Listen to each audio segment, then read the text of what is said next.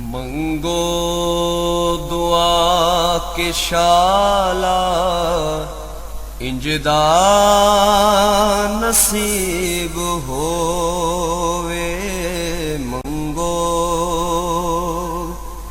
दुआ के शाला इंजदा नसीब होवे। जद आवे मौत मैनू, जद आवे मौत मैनू, सोना करीब होवे। मंगो। बिस्मिल्लाहिर्रहमानिर्रहीम। अस्सलामु अलैकुम दोस्तों और बुजुर्गों, नाज़रीन, तुहाडे सामने अगली वीडियो नाल हाज़र हां। देख रहे हो तुसीं एक बहुत ही अच्छी, बहुत ही ज़बरदस्त, बड़ा ही अच्छा फार्मूला है कि जिहड़ा इहदा एक अजकल दे एक जिहड़ा एक वायरस चलिया होया है, इस दे वास्ते भी बड़ा ज़बरदस्त है। और इस तो इलावा भी असीं इस्तेमाल करने हैं, पहले भी काफ़ी अरसे तो इस्तेमाल कर रहे हैं। इहदा बहुत ही अच्छा फंक्शन है और बहुत ही ज़बरदस्त इहदा फ़ायदा है। यानी कि गले की खराश वास्ते भी बहुत आला चीज़ है, खांसी वास्ते, सांस की तंगी वास्ते बहुत ही ज़बरदस्त चीज़ है। और हाई एंटीबायोटिक जिहड़ा ना बेहतरीन काम करता है कि जिन्ने भी सांस की तंगी हो, इस दे नाल सांस नूं बिल्कुल पुरसकून तरीके दे नाल सुकून मिलता है। और गले वास्ते भी बहुत आला चीज़ है, खांसी नूं भी बड़ा ही ज़बरदस्त जिहड़ा ना ये बहुत अच्छा फ़ायदा दिंदी है। बहुत ही आला किस्म का नुस्खा है और इनू बड़े अरसे तो असी इस्तेमाल कर रहे हैं। बहुत ज़बरदस्त इहदा रिजल्ट है। हुण मैं तुहानूं इस चीज़ दसना कि ये मेरे को इस टाइम अलहदा चीज़ां जिहड़ियां ने अवेलेबल नहीं है नैक्सी, इस वजह तो मैं तुहाडे सामने दोबारा इनू शेयर कर दियां। और जिहड़ा नुस्खा है तुहाडे सामने, इहदे विच तकरीबन सिर्फ 5 आइटमां ने और 5 आइटमां ते मुश्तमिल है। 5 आइटमां दे नाल बनाया गया है।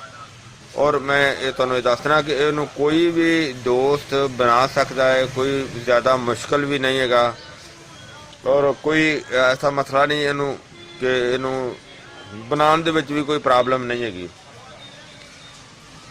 इहदे विच जिहड़ियां आइटमां ने वो तुहानूं दस्सिया ना कि 5 आइटमां ने। सब तो पहले नंबर ते जंजबील है और जंजबील तुसीं 50 ग्राम लैनी है।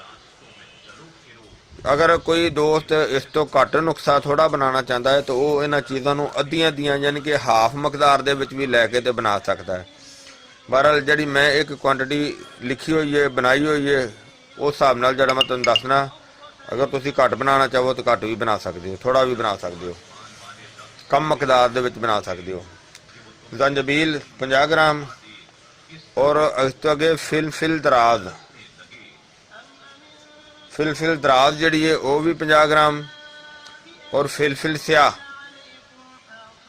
वो 20 ग्राम और असलुल सॉस वो 150 ग्राम लेनी है। और इस तो अगे काकड़ सिंगी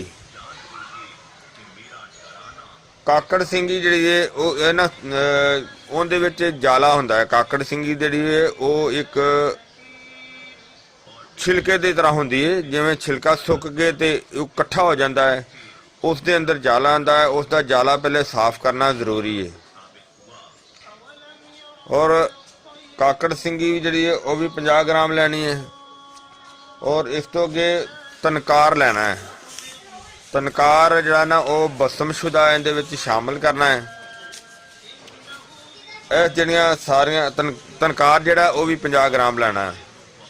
हुण ये चीज़ां मैं तुहानूं दसदा जावां कि इन हर चीज़ नूं अलहदा कुट के ते कपड़ छान करना है। जिस तरह कि तुसीं देखिया कि यह चीज़ां बिल्कुल बारीक कीतियां होईयां ने, बड़ा ही ज़बरदस्त ये पाउडर बनिया होया है, सफूफ।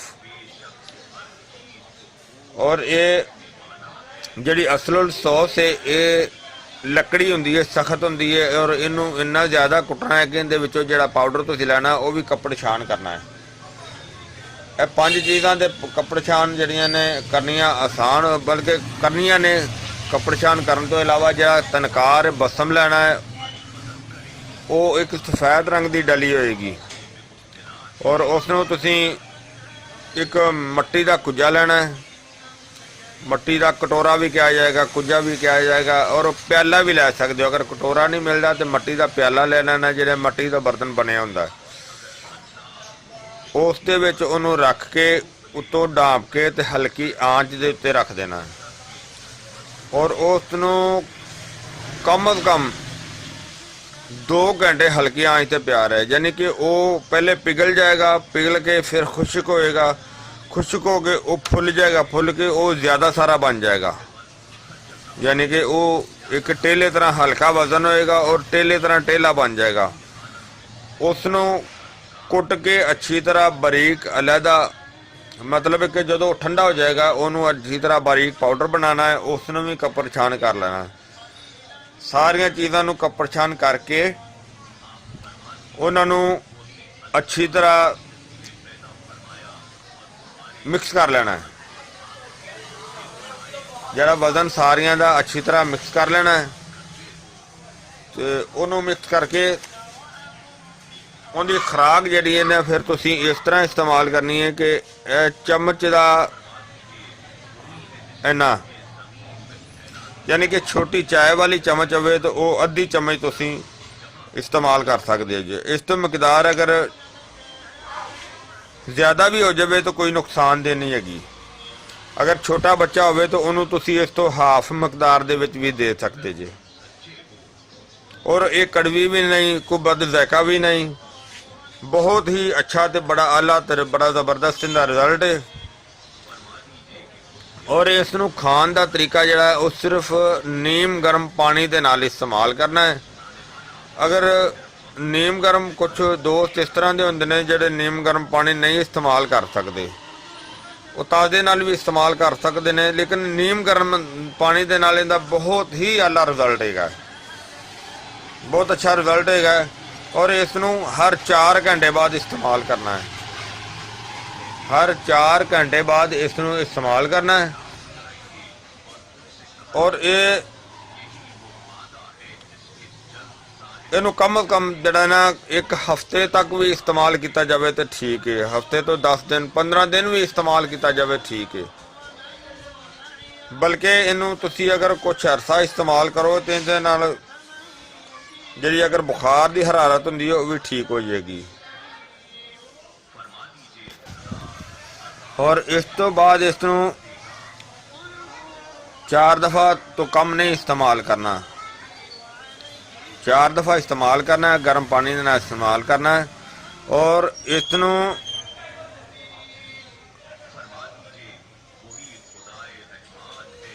जड़ा ना कि गर्म पानी के नाल इस्तेमाल करना है। और इनके फायदे इनके माशाल्लाह बहुत ही अला है कि गले दे विच खराश होवे वो भी इंशाल्लाह ठीक होएगी, इहदे नाल नज़रे का मसला होवे ठीक होएगा, जुकाम का मसला होएगा ठीक होएगा, सांस की प्रॉब्लम होएगी इंशाल्लाह इस दे नाल वो तो बहुत ही अच्छे तरीके दे नाल ठीक होएगी।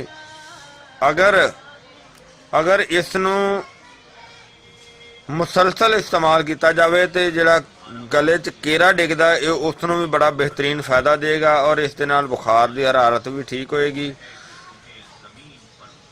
और इहदे तो इलावा अगर इनू मुसलसल इस्तेमाल किया जाए कम अज कम 1 माह तो ओवर एज कि जिस बंदे नू शिकायत होवे दमे दी, इंशाल्लाह उम्मीद है इंशाल्लाह कि वो इस दे नाल उनकी ये तकलीफ भी जाती रहेगी। और वैसे असी इसनू जो दमे वास्ते इस्तेमाल करीदा है तो फिर साडा एक होर शरबत है हर्बल कफ,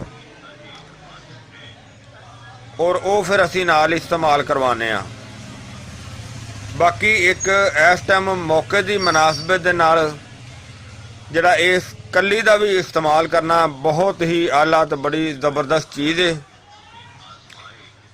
क्योंकि मैं सोचा कि मैं सारे दोस्तों भरावां नूं ये चीज़ नुस्खा ये शेयर कर दियां ताकि कोई भी दोस्त अगर इन्हें बना के इस्तेमाल करे तो इसका बहुत ही अच्छा फ़ायदा होएगा, बहुत ही आला और बहुत ज़बरदस्त रिज़ल्ट मिलेगा। मेरी एक रिक्वेस्ट है, बार बार एक रिक्वेस्ट करना, मिन्नत करना कि इस वीडियो को ज़्यादा तो ज़्यादा शेयर करना है और ज़्यादा तो ज़्यादा शेयर करने का मकसद सिर्फ ये सदका जारिया है कि ताकि जेड़ा भी दोस्त इनू बना के इस्तेमाल करे ताकि उन्होंने अच्छे तो अच्छा जड़ा फ़ायदा हासिल होए। अल्लाह ताला सब नू तंदुरुस्ती अता फरमाए, सब ते अपनी रहमत अता करे। मैं उम्मीद करना ये मेरी वीडियो दोस्तों भरावां नू अच्छी लगी हुई होगी। इनू तुसी लाइक करियो, शेयर लाजमी करियो, सब्सक्राइब करियो। इंशाअल्लाह जिंदगी रही आइंदा वीडियो देना फिर मिलांगे। इजाज़त, अल्लाह हाफिज़, अस्सलामु अलैकुम वरहमतुल्लाहि वबरकातुहू। गए बदेरे सरकार नु कमांगे, गम हो गए बदेरे सरकार नु कमांगे, दर्दा दर्दा दर्दान पाए घेरे, दर्दान पाए घेरे।